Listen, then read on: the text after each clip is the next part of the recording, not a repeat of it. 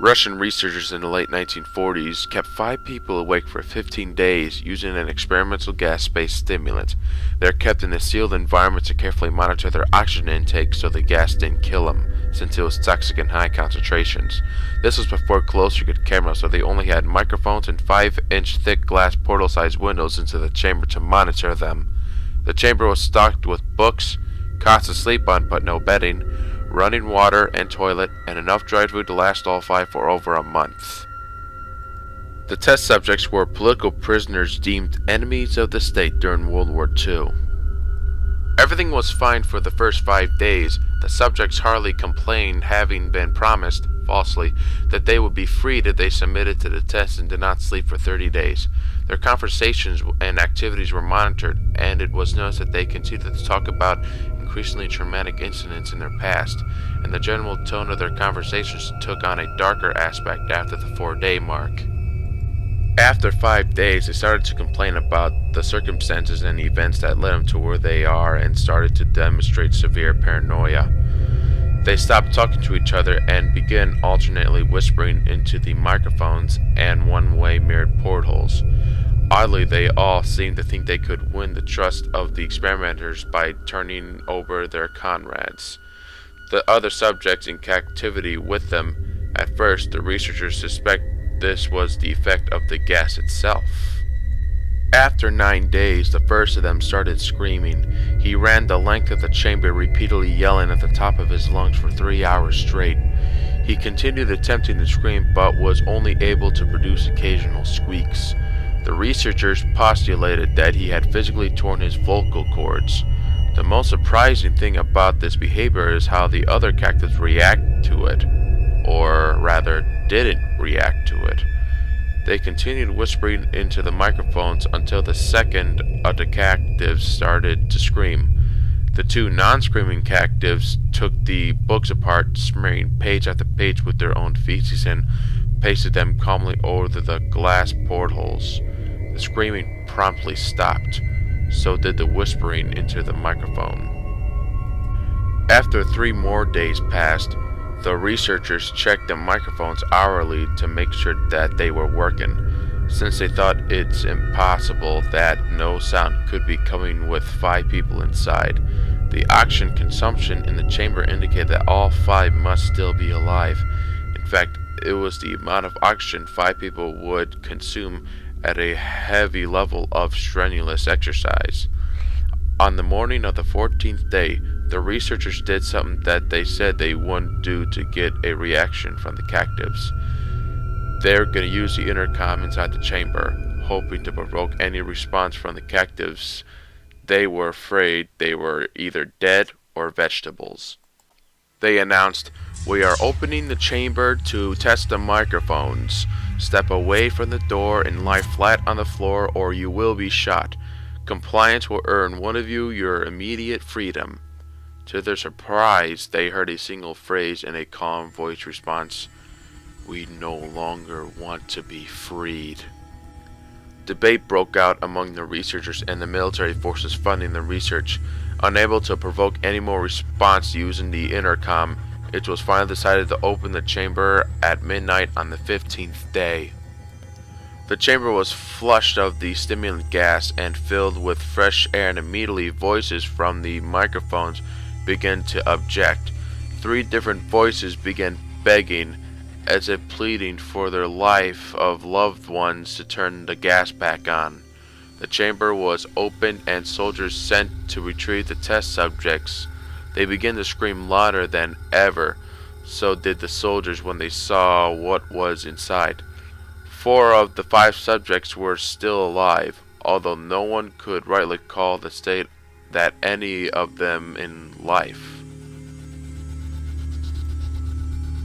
The food rations past day 5 has not been even so much as touched. They were chunks of meat from the dead test subjects' thighs and chest stuffed into the drain in the center of the chamber, blocking the drain, allowing 4 inches of water to accumulate on the floor. Precisely how much of the water on the floor was actually blood was never determined.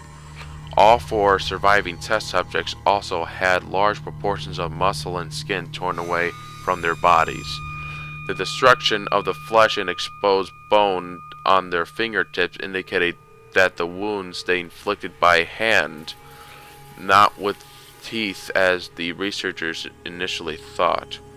Closer examination of the position and angles of the wounds indicated that most of, not all of them, were self-inflicted. The abnormal organs below the rib cage of all 4 test subjects had been removed. While the heart, lungs, and diaphragm remained in place, the skin and most of the muscles attached to the ribs had been ripped off, exposing the lungs through the rib cage, and all the blood vessels and organs remained intact. They had been taken out and laid on the floor, fanning out around the advocate but still living bodies of the subjects. The digestive tract of all 4 could be seen to be working, digesting food. It quickly became apparent what they were digesting was their own flesh they had ripped off and eaten over the course of days. Most of the soldiers were Russian special operatives at the facility, but still many refused to return to the chamber to remove the subjects. They continued to scream to be left in the chamber and alternately begged and demanded the gas be turned back on, lest they fall asleep. To everyone's surprise, the test subjects put up a fierce fight in the process of being removed from the chamber. One of the Russian soldiers died from having his throat ripped out, and another gravely injured by having his testicles ripped off and artery in his leg severed by one of the subject's teeth. Another 5 of the soldiers lost their lives, if you count the ones committed suicide in the weeks following the incident. In the struggle, one of the 4 living subjects had his spleen ruptured and he bled out almost immediately. The medical researchers attempted to sedate him, but this proved impossible. He was injected with more than 10 times the human dose of morphine derivatives and still fought like a cornered animal, breaking the ribs and arm of one doctor. When the heart was seen to beat for a full 2 minutes after he had bled out, to the point where there was more than air in his vascular system than blood, even after it stopped, they continued to scream and frailed for another 3 minutes, struggled to attack anyone in reach, and just repeating the word "more" over and over, weaker and weaker, until he finally fell silent. The surviving 3 test subjects were heavily restrained to move to a medical facility. The 2 with intact vocal cords continuously begged for the gas, demanded to be kept awake. The most injured of the 3 was taken to the only surgical operating room that the facility had. In the process of preparing the subject to have his organs placed back within his body, it was found that he was effectively immune to the sedative that they have given him to prepare for the surgery. He fought fiercely against his restraints when the anesthetic gas was brought to put him under. He managed to tear most of the way through a 4-inch wide leather strap on one wrist, even though the weight of a 200-pound soldier holding that wrist as well. It only took a little more anesthetic than normal to put him under, and the instant his eyelids fluttered and closed, his heart stopped. In the autopsy of the test subject that died on the operating table, it was found that his blood had tripled the normal level of oxygen. His muscles that were attached to his skeleton were badly torn, and he had broken 9 bones in the struggle to not be subdued. Most of them were from the force of his own muscle had exerted from them. The second survivor had been the first of the group of 5 to start screaming. His vocal cords destroyed, he was unable to beg or object to surgery, and he only reacted by shaking his head violently in disapproval when the anesthetic gas was brought near him. He shook his head yes when someone suggested, reluctantly, they tried the surgery without anesthetic, and did not react for the entire 6-hour procedure of replacing his abnormal organs and attempted to cover them with what remained of his skin. The surgeon proceeding stated repeatedly that It should be medically impossible for the patient to still be alive. One terrified nurse assisting the surgery stated that she had seen the patient's mouth curl into a smile several times whenever his eyes met hers. When the surgery ended, the subject looked at the surgeon and began to wheeze loudly, attempting to talk while struggling. Assuming this must be something of drastic importance, the surgeon had a pen and pad fetched so the patient could write his message. It was simple. Keep cutting. The other two test subjects were given the same surgery, both without anesthetic as well. Although they had to be injected with a paralytic for the duration of the operation, the surgeon found it impossible to perform the operation while the patients laughed continuously. Once paralyzed, the subjects could only follow the attending researchers with their eyes. The paralytic cleared their system in the abnormally short amount of time. They were soon trying to escape their bonds. The moment they could speak, were again asking for the stimulant gas.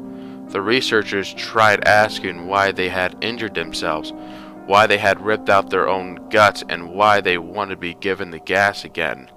Only one response was given. I must remain awake. All three subjects' restraints were reinforced and they were placed back into the chamber, awaiting determination as to what should be done with them. The researchers, facing the wrath of their military benefactors for having failed the stated goals of their project, considered euthanizing the surviving subjects.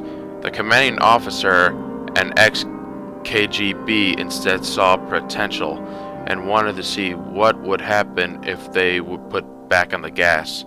The researchers strongly objected, but they were overruled.